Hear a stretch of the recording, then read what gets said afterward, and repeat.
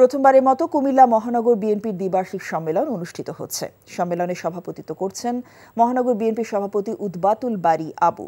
এর আগে নগরীর বিভিন্ন ওয়ার্ড থেকে খণ্ড খণ্ড মিছিল নিয়ে টাউন হলে এসে জড়ো হন দলটির নেতাকর্মীরা।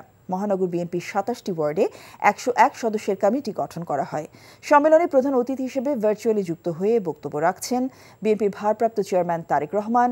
সরাসরি যাচ্ছি তাঁর বক্তব্যে।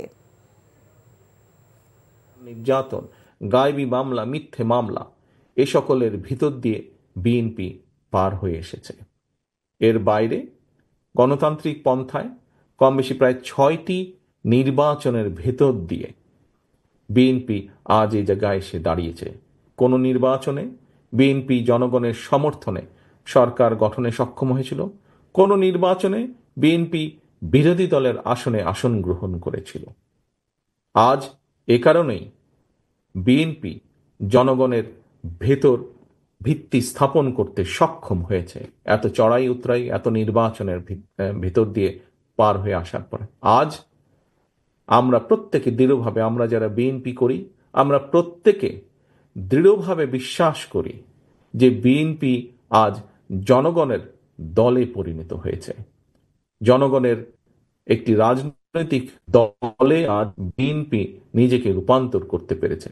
আছে আমাদের অনেক প্রতিবন্ধকতা, হয়তো আছে আমাদের, কিন্তু তারপরে ওই প্রতিবন্ধকগুলো যেগুলো আছে সেগুলোকে পর্যায়ক্রমিকভাবে অতিক্রম করে আরো বেশিভাবে, আরো দৃঢ়ভাবে আমরা কিভাবে জনগণের প্রত্যাশা পূরণ করব, সেই চেষ্টা আমাদের অব্যাহত আছে এবং এই চেষ্টা আমাদের অব্যাহত থাকবে আগামী দিনগুলোতে ইনশাআল্লাহ। প্রিয় সহকর্মীবৃন্দ, বাংলাদেশ জাতীয়তাবাদী দল বিএনপি একটি রাজনৈতিক দল, যেই দল জনগণের কথা বলে, যেই দলের কাছে যখন সুযোগ থাকে সেই দল তখন চেষ্টা করে কিভাবে জনগণের প্রত্যাশা পূরণ করা যায়। প্রিয় সহকর্মীবৃন্দ, একটি রাজনৈতিক দলের লক্ষ্য থাকে, উদ্দেশ্য থাকে, পরিকল্পনা থাকে।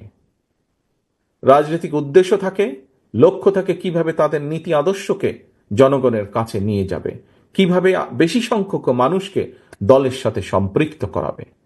পরিকল্পনা থাকে, একটি রাজনৈতিক দল যদি সরকার গঠন করতে সক্ষম হয় তাহলে সেই পরিকল্পনা অনুযায়ী তারা দেশ পরিচালনা করবে। সেই পরিকল্পনা অনুযায়ী তারা জনগণের জন্য, সমাজের বিভিন্ন স্তরের জনগণ, তাদের জন্য বিভিন্নভাবে পরিকল্পনা গ্রহণ করা। একটি গণতান্ত্রিক বিশ্বে, আমরা যেহেতু গণতন্ত্রে বিশ্বাস করি, গণতান্ত্রিক বিশ্বে একটি রাজনৈতিক দলের পরিকল্পনাকে যদি সফল করতে হয় তাহলে সবচাইতে উত্তম পন্থা হচ্ছে ভোটের মাধ্যমে, জনগণের সমর্থন নিয়ে সরকার গঠনের মাধ্যমে সেই পরিকল্পনাগুলোকে বাস্তবায়ন করা।